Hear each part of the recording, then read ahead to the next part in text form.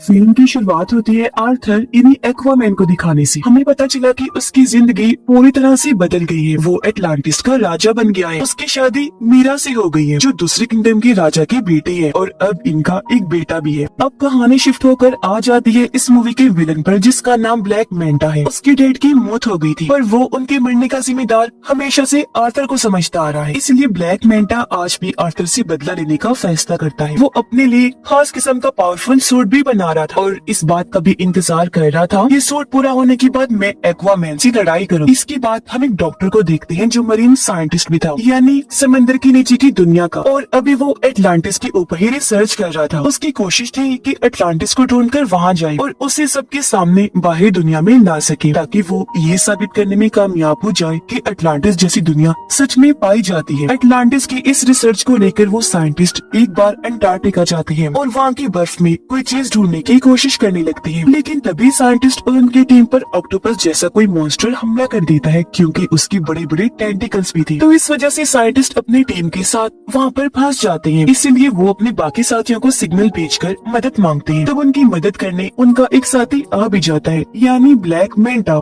ये लोग मिलकर काम कर रही थी। यहाँ आने के बाद ब्लैक मैंटा साइंटिस्ट और उनके साथियों की जान तो बचा लेता है लेकिन वो खुद यहाँ रिसर्च करने लगता है जिसके लिए वो बर्फ के और नीचे जाने लगा। काफी गहराई में आने के बाद उसे टूटा हुआ ब्लैक ट्राइडेंट दिखता है और अब जैसे ब्लैक मैंटा टूटे हुए ट्राइडेंट को उठाकर जोड़ता है तो उसे इसका असली मालिक नजर आने लगता है जिसका नाम कॉर्डेक्स था। ये काफी चालाक खतरनाक लग रहा था। वो ब्लैक मैंटा की यादों में कहता है कि तुमने क्योंकि मेरा टूटा हुआ ट्राइडेंट जोड़ दिया है इसलिए अब तुम बहुत ताकतवर बन जाओगी, साथ ही अपने दुश्मन एक्वामैन से बदला भी ले पाओगी और तो और हर वो चीज तुम कर सकते हो जो तुम करना चाहते हो। अब पता चला कि दुनिया की सूरत हाल काफी खराब हो गई है क्योंकि ग्लोबल वार्मिंग इतनी बढ़ गई है कि सुनामी और सैलाब वगैरह आते रहते हैं। इस वजह से बाहरी दुनिया के साथ साथ समंदर की दुनिया में भी काफी मुश्किलात आ रही हैं क्योंकि इस सारी सूरत हाल की वजह से समंदर के क्रीचर्स धीरे धीरे मरते जा रहे हैं। सब कुछ देखते हुए अटलांटिस की काउंसिल्स की मीटिंग होती है जिनमें आर्थर भी शामिल था। यह आर्थर सब काउंसिल्स के सामने ये ऑफर रखता है कि हमें मिलकर बाहरी दुनिया के लोगों से बात करनी चाहिए और अपनी एडवांस टेक्नोलॉजी को उनके साथ शेयर करना चाहिए, बांटना चाहिए ताकि इस तरह बाहरी दुनिया भी तरक्की कर सके और फिर वो हम लोगों की भी मुश्किलात को हल कर सके। पर जाहिर सी बात है कोई भी इस बात पर राजी नहीं होता। सभी काउंसिल्स मिलकर कहते हैं कि ऐसा नहीं हो सकता। उधर ब्लैक मैंटा का सूट पूरी तरह तैयार हो गया था और अब वो ये चाह रहा था कि मैं किसी तरह अटलांटिस में घुसकर ओरिकेल्कम को चुरा लूं। अब ओरिकेल्कम अटलांटिस किंगडम में पाया जाने वाला एक तरह का मेटल है जो बिल्कुल पेट्रोल की तरह काम करता है। इसके अलावा भी ओरिकेल्कम के बहुत फायदे हैं। तो अब ओरिकेल्कम को पाने के लिए ब्लैक मैंटा अपनी टीम के साथ अटलांटिस में घुस जाता है और वहाँ पर हमला कर देता है। अब उसकी तबाही को देखकर मीरा उसे रोकने के लिए ब्लैक मैंटा के पास जाती है पर क्योंकि ये नया पावरफुल सूट पहनकर वो काफी ताकतवर बन गया था इसीलिए मीरा पर ही हमला करके जख्मी कर देता है जिससे वो बेहोश हो गई। ब्लैक मैंटा दोबारा से मीरा के पास आया। इससे पहले वो कोई और हमला उस पर करता यहाँ आर्थर आ जाता है। अपनी वाइफ को बचाने के लिए वो अपने दुश्मन ब्लैक मैंटा से लड़ने लगा और इस तरह इनकी जबरदस्त लड़ाई होने लगती है। लड़ाई के दौरान ब्लैक मैंटा की टीम उसे सिग्नल भेजती है जिससे वो समझ गया कि मेरी टीम ने ओरिकेल्कम ढूंढ लिया है। इसका मतलब कि अब वो वापस जा सकता है। तो इसीलिए लड़ाई को बीच में ही छोड़कर वो यहाँ से निकल गया। सही सलामत भागने में भी कामयाब हो जाता है। अब मीरा की हालत काफी खराब थी जहाँ तभी उन दोनों के पास आर्थर की मोम आई। आर्थर की मोम उसे कहती है कि ये बात काफी सोचने वाली है कि अगर ब्लैक मैंटा सच में इधर अटलांटिस में ओरिकेल्कम को ही लेने आया था तो फिर तो यकीनन कुछ बुरा होने वाला है। तब ये सुनकर आर्थर अपनी मोम से कहता है तो फिर इस मामले में हमें मेरे भाई ऑर्म की मदद चाहिए होगी। पर क्यों? तो आर्थर जवाब देता है क्योंकि मेरा भाई ऑर्म अटलांटिस के साथ साथ ओरिकेल्कम के बारे में भी काफी अच्छे से जानता है। वो अटलांटिस की पूरी तारीख के बारे में जानता है। ये सुनकर आर्थर की मोम कहती है पर ऑर्म तो एक दूसरे किंगडम फिशरमैन की जेल में कैद है तो फिर भला वो कैसे आ सकता है? जिस पर आर्थर जवाब देता है मैं खुद फिशरमैन किंगडम जाऊंगा और जेल से ऑर्म को छुड़वा कर ले आऊंगा। उसने ऐसे किया। वो सीधा फिशरमैन की जेल में पहुंच जाओ। जल्दी ऑर्म को ढूंढ भी निकालता है। ऑर्म को लेकर वहाँ से बाहर आ जाता है पर इससे पहले वो यहाँ से निकलते ऑर्म को फिशरमैन किंगडम के गार्ड्स घेर लेते हैं ऑर्म की हालत अब काफी खराब हो गई है, क्योंकि यहाँ उसे ठीक से खाना नहीं दिया जाता था, जिस वजह से उसका जिस्म काफी कमजोर हो गया था। पर जैसे ही बाहर आई और समंदर का पानी इसके जिस्म को लगा, वो पहले की तरह सेहतमंद और ताकतवर बन जाता है। उसके पास पहले जैसी पावर्स भी आ जाती है। इसलिए ऑर्म अकेला ही गार्ड से भिड़ गया, उन पर भारी पड़ता है। एक ही झटके में सभी गार्ड्स को मार के रख देता है, जिसके बाद दोनों भाई यहाँ से निकल जाते हैं। रास्ते में बातें करते करते दोनों एक दूसरे को अपनी अपनी जिंदगी के बारे में बताते हैं। आर्थर ऑर्म से कहता है कि मैं अटलांटिस का राजा बन के थक गया हूँ, अब मुझे इस काम में बोरियत होने लगी है। लेकिन ये सुनकर ऑर्म को काफी हैरत हुई। वो आर्थर से कहता है कि जिस राजा की गद्दी को पाने के लिए मैंने भी बचपन से कोशिश की कि मैं राजा बन जाऊँ, पर वो गद्दी तुम्हें मिल गई, जिस गद्दी की तुम्हें कोई परवाह भी नहीं है। ये बात तो काफी अजीब और कमाल की है। जिसके बाद ये दोनों सीधा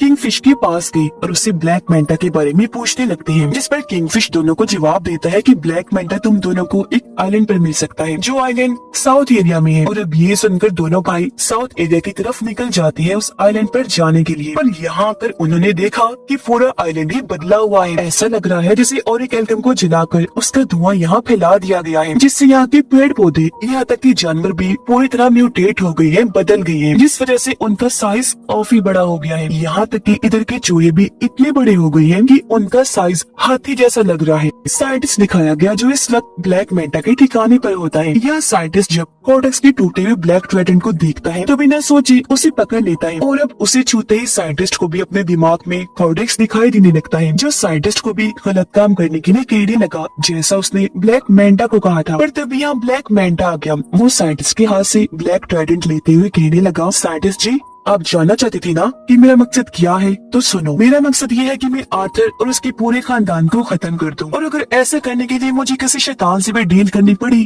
तो मैं इसके लिए भी राजी हूँ। तभी हमने देखा कि ब्लैक मेंटा के इस ठिकाने को ढूंढते हुए यहाँ आर्थर और ऑर्म भी आ जाते हैं, जो आते ही साइंटिस्ट से मिले। वो क्योंकि समझ गया था कि आर्थर और ऑर्म एटलांटिस से आए हैं, तो वो उन्हें बता ही देता है कि उसका मकसद एटलांटिस को भी बर्बाद करने का है। इसी के साथ साइंटिस्ट दोनों को ब्लैक ट्राइडेंट के बारे में भी बता देता है, और ये भी कि जैसे उसे छुआ जाए ट्राइडेंट के मालिक कोडेक्स की यादें दिखाई देने लगती हैं। इनकी बात चल ही रही थी कि तभी यहाँ ब्लैक मेंटा की टीम के लोग आर्थर और ऑर्म पे हमला कर देते हैं, लेकिन ये दोनों ही भाई मिलकर बहादुरी से उनका मुकाबला करने लगे। ये उनको काफी बुरा मार रही थी कि तभी यहाँ ब्लैक मेंटा आ जाता है, वो भी अपना पूरा सूट पहने हुए, और वो इन दोनों से लड़ाई करने लगता है। लेकिन इस बीच ऑर्म गलती से उस ब्लैक ट्राइडेंट को पकड़ लेता है, जिस वजह से उसे भी कोडेक्स की यादें दिखाई देने लगती है। तो ये सब होने की वजह से कुछ देर के लिए ऑर्म का लड़ाई पर से ध्यान हट जाता है, जिसका फायदा उठाकर ब्लैक मेंटा उस पर हमला कर देता है। वो जवाबी हमला ना करने की वजह से काफी जख्मी हो गया, और अब ब्लैक मेंटा इस तरह दोनों से लड़ता है कि वो इन पर भारी पड़ने लगा। अब जब ये लग रहा था कि ब्लैक मेंटा दोनों को ही मार देगा,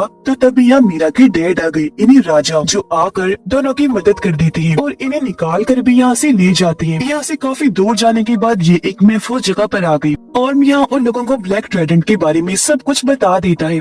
एटलांटिस को ढूंढने वाले आर्थर के डैड थे, उनके पास भी एक ताकतवर ट्राइडेंट था, जो अब उनके बेटे किंग आर्थर के पास है। पर किंग यानी आर्थर के डैड का एक भाई भी था, जो और कोई नहीं बल्कि कोडेक्स ही था, और ये जो ब्लैक ट्राइडेंट है वो उसी ने ही बनाया था। अब जिस तरह आर्थर के डैड किंग एटलांटिस किंगडम को चला रहे थे, वैसे कोडेक्स एक दूसरे किंगडम को चला रहा था, जो कि बिल्कुल ही डार्क किंगडम था, यानी वहाँ खतरनाक क्रिएचर्स मॉन्स्टर्स रहा करते थे। लेकिन परेशानी तो तब शुरू हुई जब कोडेक्स ने अपना असली रूप दिखाया। असल में कोडेक्स चाहता था कि वो एटलांटिस का ओरिकेल्कम चुराकर और पावरफुल बन जाए। कुछ हद तक वो ऐसा कर भी रहा था, लेकिन उसके ऐसा करने से एटलांटिस और समुद्र की बाकी क्रिएचर्स मरते जा रही थी, साथ ही एटलांटिस के अंदर बीमारियां भी फैल रही थी। अब इस तरह के हालात देखकर किंग आर्थर के डैड कोडेक्स के खिलाफ आकर खड़े हुए और उसे ये सब रोकने का कहते हैं। लेकिन कोडेक्स ताकत के नशे में इस कदर पागल हो गया था कि वो अपने बड़े भाई किंग के साथ ही बगावत पर उतर आया, और ऐसा होने से उन दोनों के बीच जंग छिड़ गई। पर जंग में किंग कोडेक्स को हराकर उसे कैद कर देते हैं, और वो हमेशा के लिए वहाँ कैद रहे, कभी भी बाहर ना आने पाए। इसके लिए किंग ने अपने खून का इस्तेमाल किया, जिससे हुआ ये कि कोडेक्स जादुई कैद में बंद हो गया, जहाँ से उसका निकल पाना नामुमकिन है। आगे और बताता है कि इस वक्त कोडेक्स यादों के जरिए ब्लैक मेंटा के दिमाग में घुसा हुआ है, क्योंकि वो उसका इस्तेमाल करके आजाद होना चाहता है। ये सब सुनने के बाद आर्थर और ऑर्म की मॉम भी सारी बात समझ जाती है। वो उन्हें बताने लगी कि हाँ, मैं भी कोडेक्स के बारे में जानती हूँ, और जिस तरह किंग ने अपने खून का इस्तेमाल करके उसे कैद किया था, अब कैद से आजाद होने के लिए उसे किंग की नस्ल के किसी इंसान का खून चाहिए, जब भी कोडेक्स आजाद हो सकता है। मतलब जिनके अंदर किंग का एक खून दौड़ रहा हो। किंग का खून उनकी शाही फैमिली के लोगों में ही हो सकता है।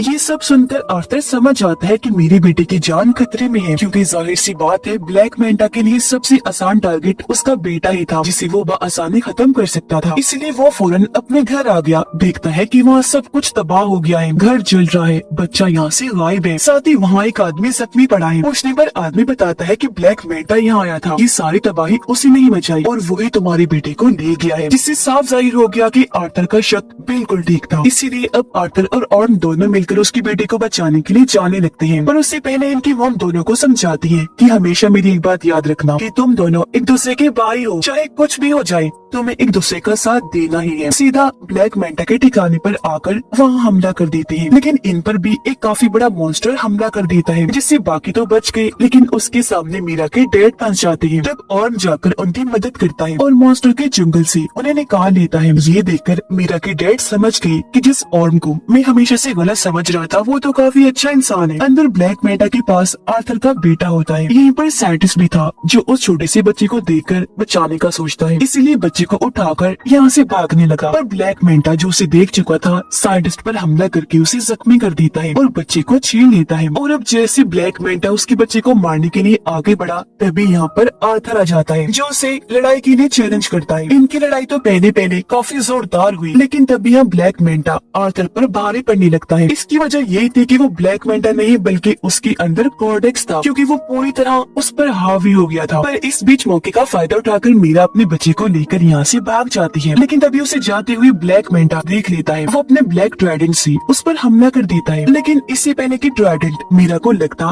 पहले और उसे पकड़ लेता है और इस तरह उसने मीरा और उसके बच्चे की जान बचा ली। लेकिन इसका उल्टा असर भी हुआ, क्योंकि जैसे और ब्लैक ट्राइडेंट को छूता है कॉर्डेक्स उसके दिमाग को भी कंट्रोल करने लगता है। वो उसे उसके भाई आर्थर के खिलाफ भड़काते हुए ये दिखाने लगता है कि तुम्हारे भाई आर्थर ने तुम्हारे साथ बहुत गलत किया है, असल में तुम ही हो जो अटलांटिस का राजा बनने के लायक हो, न कि आर्थर। तो इसी वजह से अब ऑर्म आर्थर पर हमला कर देता है, लेकिन यहाँ आर्थर जो सारी बात समझ गया था वो पलटकर वार नहीं करता, बल्कि अपने भाई को समझाने लगा कि होश में आओ और खुद पर काबू रखो। तब ऑर्म ऐसा ही करता है, उसने जैसे तैसे खुद पर काबू पा लिया। साथ ही उसे अपनी मॉम की बात भी याद आती है कि तुम दोनों भाई भी हो, चाहे कुछ भी हो जाए तुम्हें एक दूसरे का साथ देना ही है। लेकिन इसी बीच फायदा उठाकर कॉर्डेक्स खुद को आजाद करने में लग जाता है। ऐसा करने से उसके जिस्म में जान आने लगती है। ठीक इसी वक्त ऑर्म ने ब्लैक ट्राइडेंट को छोड़ दिया। अब तक काफी देर हो गई थी, क्योंकि कॉर्डेक्स खुद को जिंदा करके आजाद हो चुका था और अब कॉर्डेक्स को अपने सामने देखकर आर्थर उसी के ब्लैक ट्राइडेंट से उस पर हमला कर देता है। पर कॉर्डेक्स आसानी से अपने ब्लैक ट्राइडेंट को पकड़ के आर्थर पर हमला करने की कोशिश करने लगता है। पर उससे पहले ही आर्थर अपनी वाली ट्राइडेंट की मदद से उसके ब्लैक ट्राइडेंट को तोड़ता हुआ कॉर्डेक्स को अच्छा लगता है, जिससे आखिरकार वो भी अपने ट्राइडेंट के साथ साथ खत्म हो जाता है। उसके खत्म होते ही पूरी जगह भी तबाह होने लगती है। धीरे धीरे करके ये सारी जगह टूटने लगी थी और तभी इसके नीचे ब्लैक मेंटा दब जाता है। पर उसी मुसीबत में देखकर आर्थर उसके सामने मदद के लिए हाथ बढ़ाता है, पर ब्लैक मेंटा इनकार कर देता है, ये कहकर के शुक्रिया, मुझे तुम्हारी मदद नहीं चाहिए, तुमसे मदद लेने से अच्छा मैं मरना पसंद करूंगा। तो इसी वजह से ब्लैक मेंटा भी वहीं दबकर मारा जाता है, जबकि आर्थर और उसके बाकी साथी वहाँ से बाहर निकल जाते हैं। यह आर्थर ऑर्म से कहता है कि अब तुम बिल्कुल आजाद हो, तुम्हें अब किसी भी जेल में जाने की जरूरत नहीं पड़ेगी, क्योंकि फिशरमैन की जेल में हम ये कह देंगे कि तुम यहाँ दबकर मारे गए हो और अब तुम यहाँ से जाओ और आजादी से अपनी जिंदगी जियो। ऐसा होने के बाद पूरी तरह अब ऑर्म भी आर्थर को अपना भाई मान लेता है, क्योंकि उनकी गलत फहमियां दूर हो गई थी और कहने लगा कि अटलांटिस को जैसे राजा की जरूरत है तुम बिल्कुल वैसे हो, ये किंगडम तुम्हारा ही है। इसके बाद हम देखते हैं कि आर्थर अटलांटिस को दुनिया के सामने ले आता है। बाहरी दुनिया में आकर इस किंगडम के बारे में वो सब कुछ बता देता है। उसने ये भी कहा कि अब से हम अटलांटिस की टेक्नोलॉजी को दुनिया के साथ भी शेयर करेंगे, जिससे होगा ये कि हम साथ में मिलकर दुनिया को मजीद और अच्छा बनाएंगे। आर्थर की जिंदगी ऐसे ही गुजर रही थी, यानी वो अटलांटिस और बाहरी दुनिया दोनों में रहता है। इस फिल्म की कहानी भी यहीं पर खत्म हो जाती है।